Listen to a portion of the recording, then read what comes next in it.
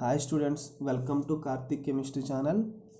In today's class, I am going to explain you green chemistry. Okay, what is green chemistry and what is the need of green chemistry? So we have many branches of chemistry. You know that organic chemistry, inorganic chemistry, general chemistry, physical chemistry, nuclear chemistry, polymer chemistry. These all are different branches of chemistry.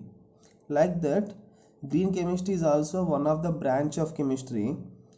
It is started at the middle of 20th century. Okay, so what is green chemistry? It is a environmentally benign chemical synthesis. Green chemistry is defined as environmentally benign chemical synthesis. Benign means friendly synthesis. Green chemistry is a eco-friendly chemical synthesis. Okay, so that means the chemical products and chemical processes which are formed from green chemistry are eco-friendly. So that is why green chemistry is also defined as it is a branch of chemistry which designs chemical processes and products that reduce or eliminate the use and formation of hazardous substances. Okay, so green chemistry designs some chemical processes and some chemical products so that should not cause hazardous to the environment. Okay, so synthetic schemes in green chemistry are designed in such a way that there is least pollution to the environment. Okay, so we should green chemistry design some synthetic schemes in such a way that there is least pollution to the environment.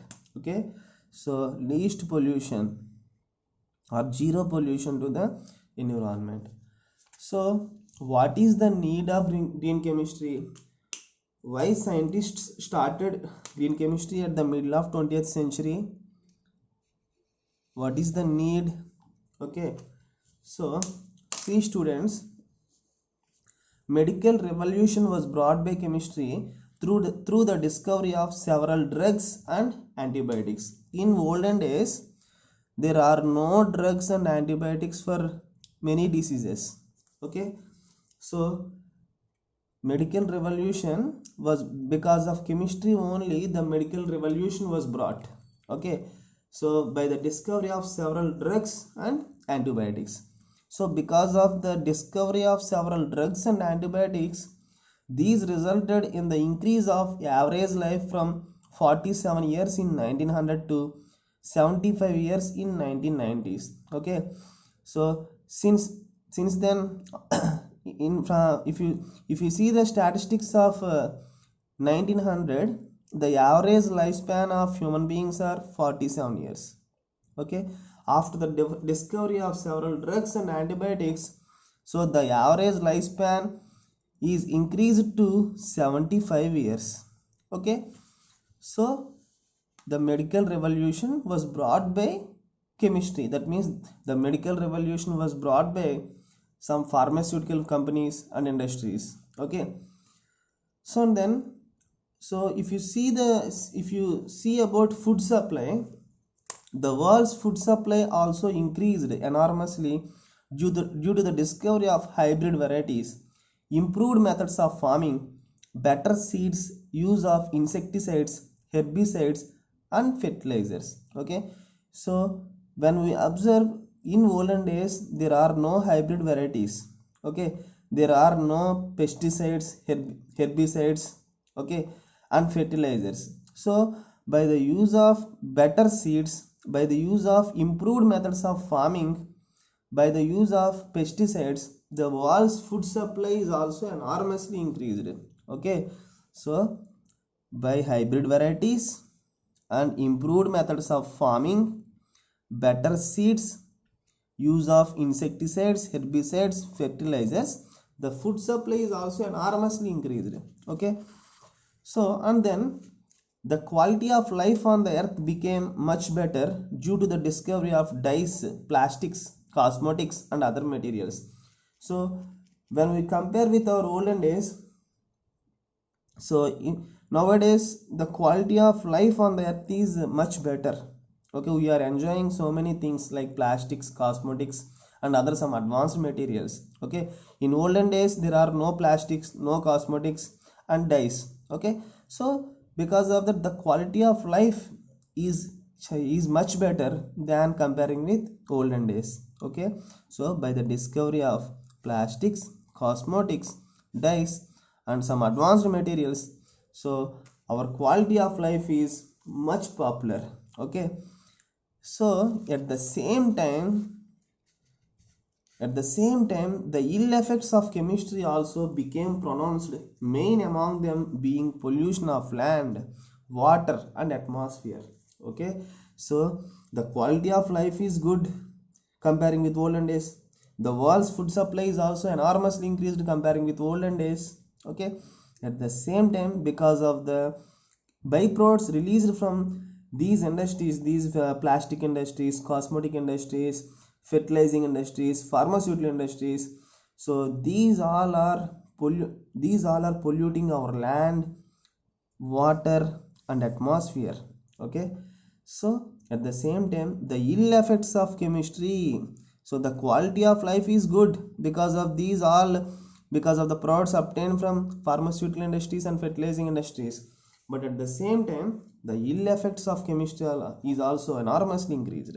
Okay, this is caused due to the effects of byproducts of chemical industries, which are being discharged into air, rivers, oceans, and land. Okay, so these all industries, whether it may be pharmaceutical industries or other any polymer industries or cosmetic industries, any industries, whatever it may be, they are releasing their byproducts into air, rivers, oceans, and land. Okay, these are the hazardous waste which released the hazardous waste which are released from these industries adds to the problem. Okay, so the use of toxic reactants and reagents also make the situation worse. Okay, so because of these industries releasing toxic reactants and reagents, so the situation become worse.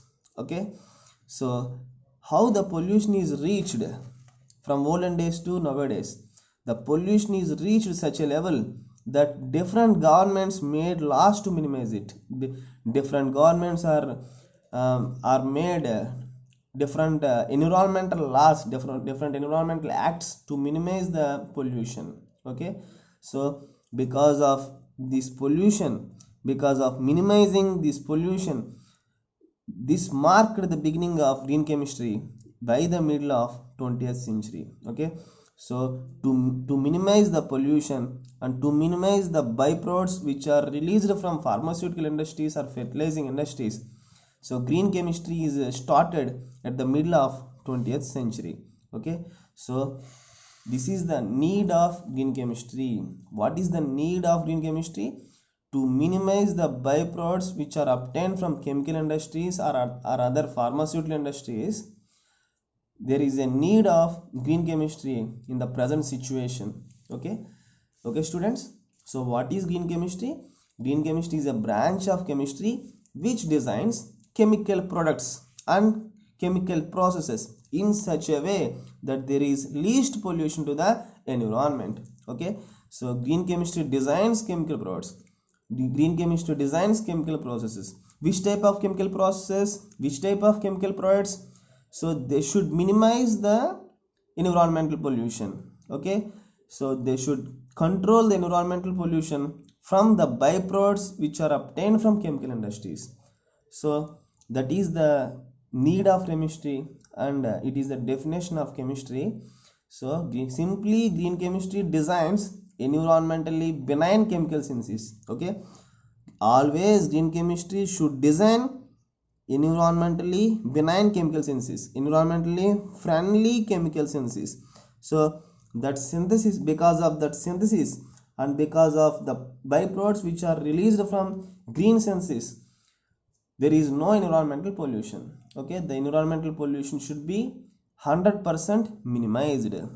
Okay students, so it is the definition of green chemistry and it is the need of green chemistry. So to minimize the pollution all chemistry students should learn green chemical products synthesis and processes. Okay, so in the next class, so I can explain you some green methods of synthesis, and what are the principles we should follow for preparing green chemical products, green chemical synthesis, environmentally benign chemical synthesis. Okay students, thank you for watching, and subscribe my channel. Thank you for watching.